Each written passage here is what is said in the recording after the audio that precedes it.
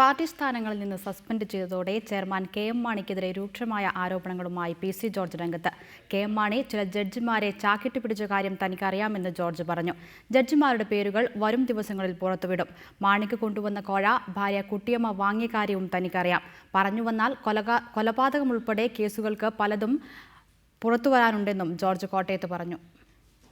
സ്വാധീനം ഉപയോഗിച്ച് ചില ജഡ്ജിമാരെ കെ.എം. മാണി ചാക്കിട്ട് പിടിച്ചതായി പി.സി. ജോർജ് പറഞ്ഞു.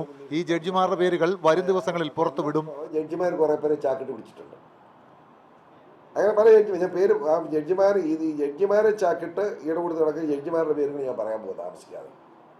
നന്നാവുണ്ട്, ഇത് ജുഡീഷ്യറി നന്നാക്കാൻ പോകും. വിടുകയാണ്. വിരമിച്ച ഒരു സുപ്രീം കോടതി ജഡ്ജി കെ.എം. മാണിയെ മാണിസാർ എന്നാണ് വിളിക്കുന്നത്.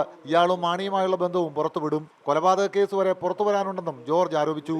ഞാൻ പറഞ്ഞല്ലോ, ഒരു ജഡ്ജി, സുപ്രീം ജഡ്ജി, ആ മനുഷ്യൻ ഇപ്പം മനുഷ്യനായി. ആ മനുഷ്യൻ ഈ നിയമ രംഗത്ത് കോടതി ഉൾപ്പെടെ ചെയ്യുന്ന വൃത്തികേടുകൾ ചരിത്രം പറയാൻ പോയി. അറിയോ?